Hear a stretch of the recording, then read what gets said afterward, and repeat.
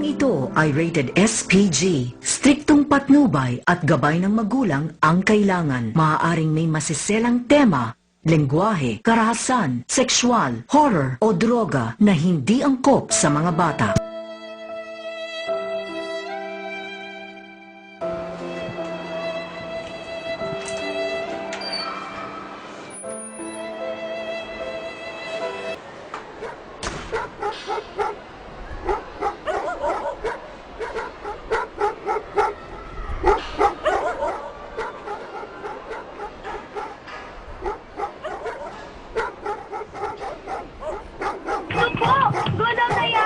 Hindi ho, ito yan. Bakit? Ano nangyari? Naku, Chong, umuwi na tayo. Natatakot ako. Ikaw kasi, ayaw mo ba ako sagutin? Ikaw rin, baka magunaw ng mundo. Marlene, ayun. Gagal na rin. Nakita mo na ba si Nanay ko? Hintay na sa eskulahan ba? Hindi ko nakita. Oh no, nagugunaw na! Oh my God! Matay. Elsa!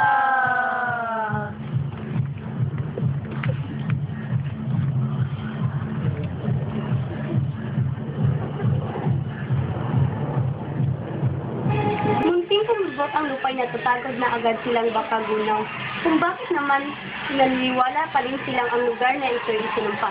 Sa bagay, noong una, naniniwala din ako. Pero ngayon, ewan ko. Baka may mga lugar alag talagang bihirang datna ng ulan. Hoy Elsa, makikinig ka ba? Opo. Lagi kang wala sa sarili. Gaya kanina, pinapunta kita, kinalusyot, nakalimutan mo. Lagi kang nasa burol. Ilang taon ka na ba? 24 po. Di kita laging mababantayan. Dapat mag-asawa ka na. Wala naman po naniligaw sa akin eh. May anak yung isa kong kumpare sa Ibayo. Binata pa. Inay, may pagtatapat po ako sa inyo. Oh, Baka sabihin nila mag-anak tayo, mag-ina tayong matandang dalaga. Di kita inampon para gumaya lang sa akin. Nakikita ko po ang mahal na Berhen. Sa burol po kanina habang maiklit, nakaputing damit po siya. May bilong asol, may sugat sa dibdib. Umiiyak po siya at saka nawala. Ayaw po kayong maniwala sa akin. rum tum tum tum. Turut turun turu turum brum brum brum brum brum brum.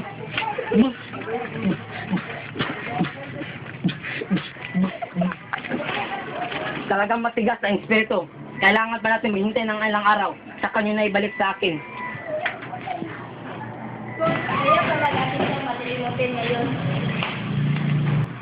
Kung minsan nagpapanggap ang demonyo, nakilala bilang isang hayop o isang anghel o isang tatlong persona. Ganito ba ang nakita mo? Opo, pero meron po siyang sugat sa dibdib para pong may tama ng baren. May baril ba noong unang panahon? Ewan ko po. Ipapaano mo nakita ang maiklit? May liwanag po na nagaling sa kanya para po siya nagbibihisa ng araw. Nakausap mo ba siya? Noong una'y nagpapakita na po siya, umiiyak at saka nawala. Nitong huli, nagsasalita na siya. Bakit siya umiyak? Sabi po niya, di mo ako mapapahikiining marami kasalanan ng tao. Sa kanya mo ba nakuha ang mga pasamo?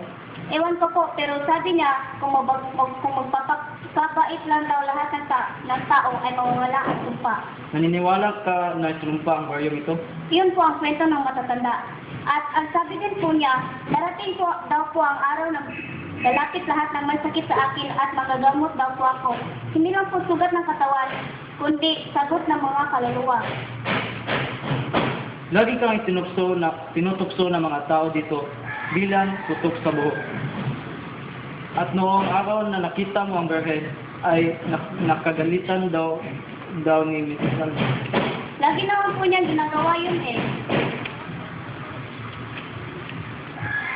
May sama ka ba sa loob sa mga tao dito, Elsa? Di po ako nabubulaan, Padre. Hindi ako naniniwala sa mga milagro dahil ang Panginoong Diyos ay hindi gagawa ng mga milagro para lang pagtakpan ang mga pagkukulang sa pananampalataya sa mga tao. Totoo po ang ganun Baka sa pagtawanan ka ng mga tao kung ano-ano kasi iniisip mo. Baka magtanggal tayo sa trabaho kay Mrs. Alba. Mahirap lang tayo, Elsa. Baka madagdagan ka ang problema natin. Totoo po ang sinasabi ko, Inay. Nagsisi ako. Pinabayaan kita nung maliit ka pa. Kung anong-anong kwento ang iniimbito mo noon na pinaniwalaan ko. Minsan, sinabi mong may kalaro kang anghel. Gusto kitang pigilan noon pero lungkot na lungkot ka. Lagi kang kinakatyawang putok ang buho ng mga kalaro mo. Napulot lang daw kita sa burol. Inampon lang daw kita dahil sa tumatandang dalaga ako. Kailangan kong libangan. Lagi kang nag-iisa, kaya tinayagan kita na maglaro. Sabi ko, bata ka pa, lilipat din, at lumipat nga hanggang kahapon. Akala ko'y lumipat na.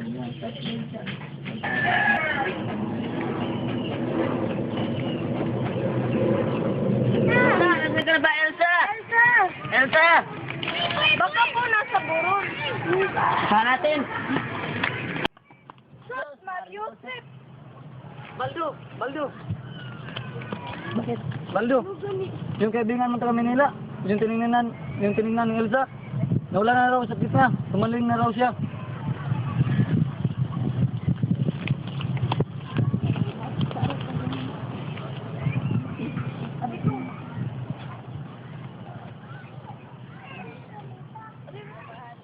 Saan si Baldo? Nasa sa pasarero yan. Kaya mahilig ko pa na wala. Saan ngayon wala? Wala susumpo ka sakit sa niya eh. At may tapagilan na daw, ang buong kabayan nila, Elsa. Eh, sobra naman kasi sa mga tao, kaya kikialam na bilhin. Baka wala na ang patakipang. Magagabi na yan, hindi ko wala. Naman si Padre, naman mo na kayo. Walang hapon sa gulat. Padre, ano tingin niyo sa Himala? Abay, kailangan natin hintayin ang pasya ng ating obispo. Samantalang hindi pwede natin konsintihin ng simbahan ang mga nangyayari. Tama. Salamat.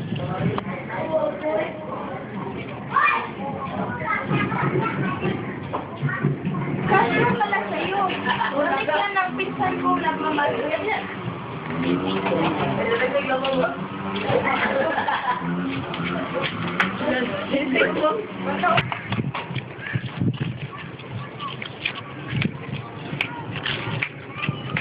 Baldo, pagbutiin mo. Baka mawa sa iyo ang mga nagsisit at pagkaloban ka ng asawa.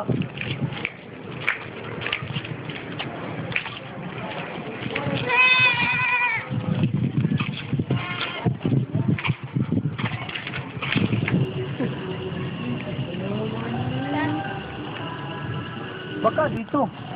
Baka nagtatago lang dito. O baka naman nasa kabilang puno. Tol, huwag kang maingay. Baka matakot lumabas. Anong ginagawa niyo dyan? Tinitignan lang po namin kung saan lalabas ang mga labirin. Mga wala sa palataya, halik kayo rito. Kailangan natin pabakuran ang lugar na ito para di na inaosyoso. Kami. Sunod. Pasok kayo.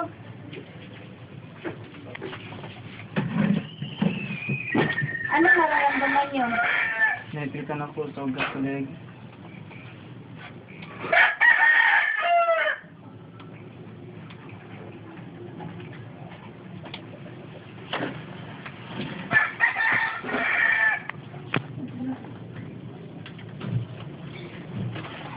Saling, maski di mo mabayaran ang utang mo, hindi mo na rin kailangan manimbihan sa akin. Ito, tanggapin mo. Sige, kunin mo. Yung Baldo, ikaw, Sepa. Asa ato ka man sige. Uy, ito.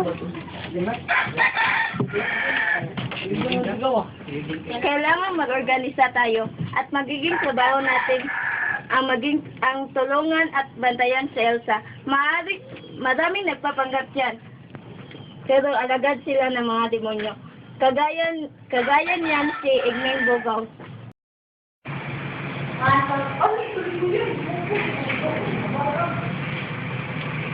Singalan ko ang sa anak spiritual santo. Amen. Ang Diyos ba ay nagpaparusang laging nagiganti sa atin tuwing tayo ay nagkakamali? O siya ba isang multo lamang? Atrasyon o ilusyon? Maraming katanungan sa ating mga dibdib.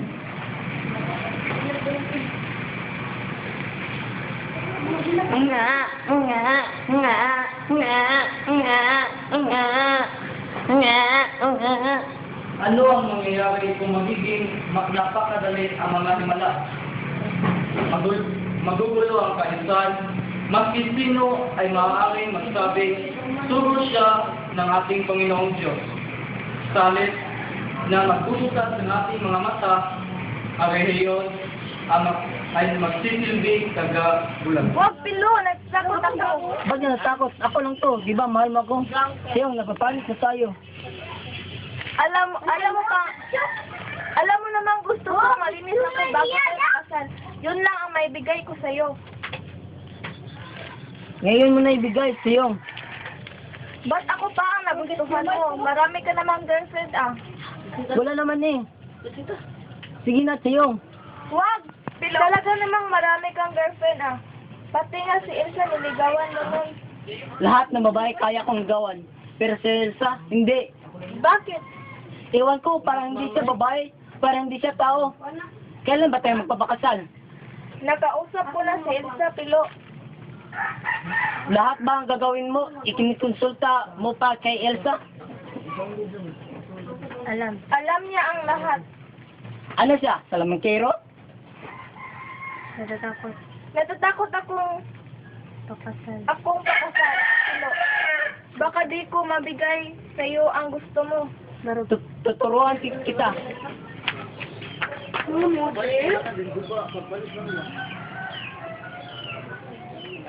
Kuya. Yan po, dito kuya, lalay.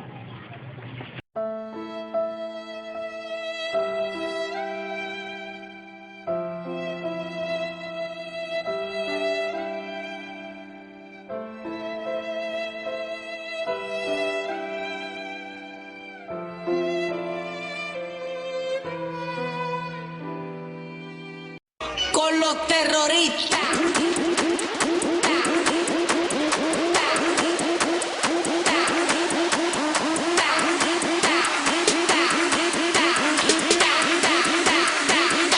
And do the Harlem Shake.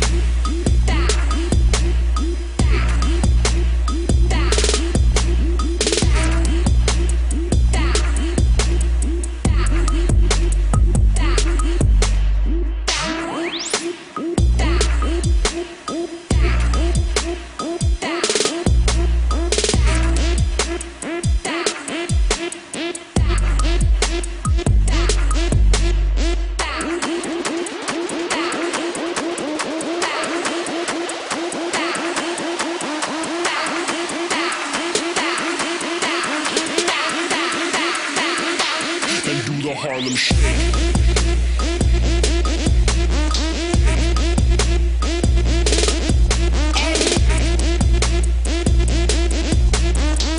Con los terroristas.